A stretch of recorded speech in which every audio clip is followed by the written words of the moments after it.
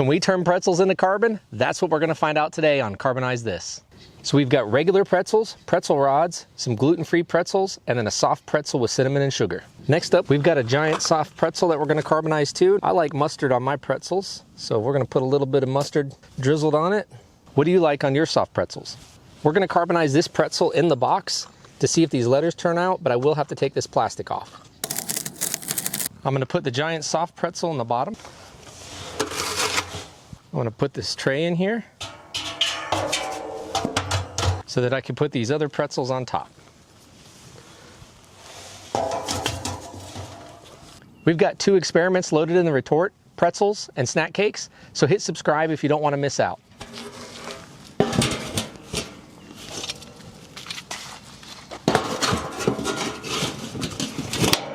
I'm going to put the retort in the barrel.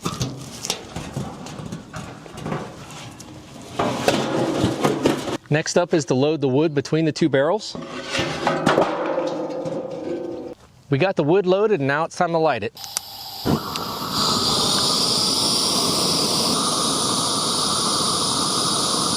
Fire's going good. We're gonna go ahead and put the chimney on, let it run for several hours, and then we'll check it out in the morning.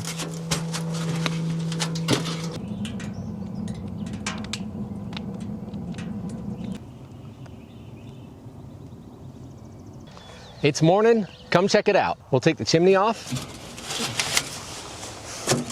and we'll take the inner barrel out.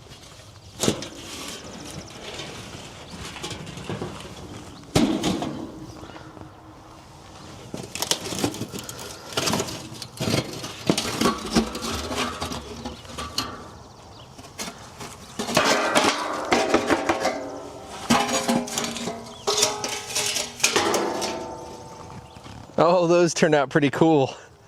Let's take the pretzels out. These all turned out a little bit different. So these pretzels just shrank. This one broke apart.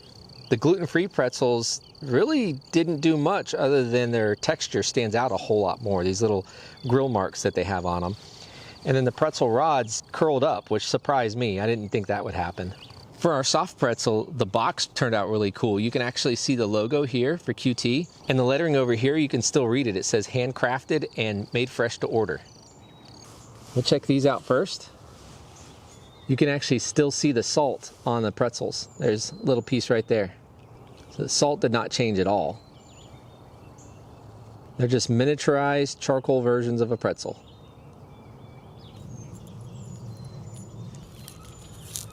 Oh, they're really hard to crush.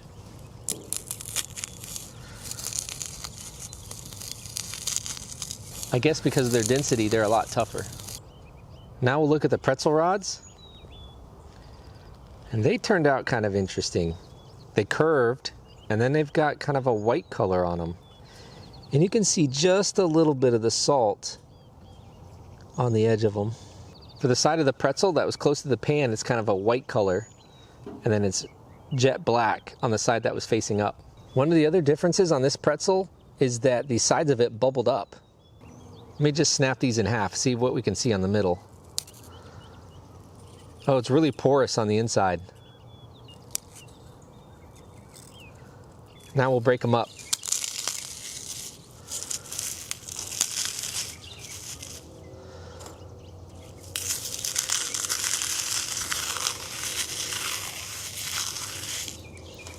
Here are the gluten-free pretzels.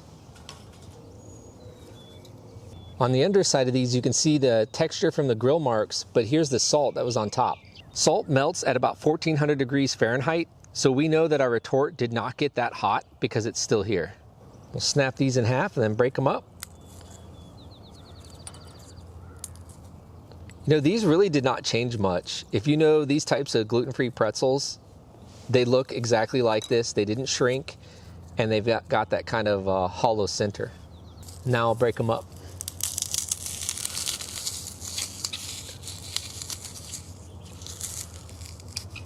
This is the soft pretzel that we had that was covered in cinnamon and sugar.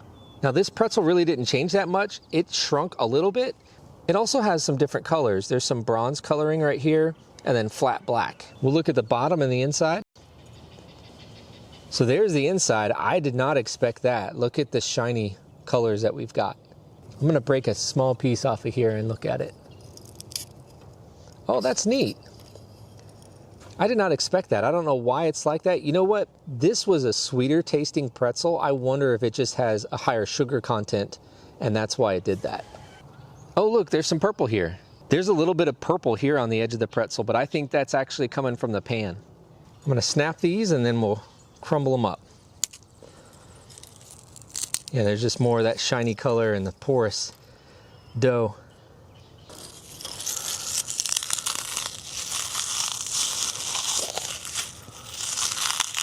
A lot harder to break up compared to those other pretzels. Now time for the mustard pretzel, which is my favorite. We'll open the box or snap it off. It's a little windy today, so we're gonna go ahead and break up the box first.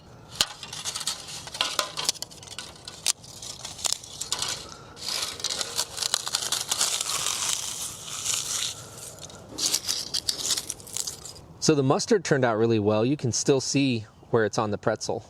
And then we'll look at the inside and see if it is shiny. It's not near as shiny as that other soft pretzel. It's probably because the sugar content is a lot lower. Oh, and there's the pattern on the bottom, that texture. So let's break this one up. And it is just as tough as that other soft pretzel. Not so soft now.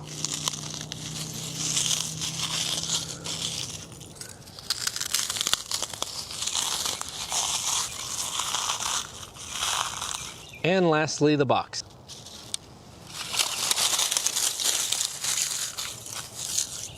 So that's what happens when you carbonize pretzels. And we learned something today.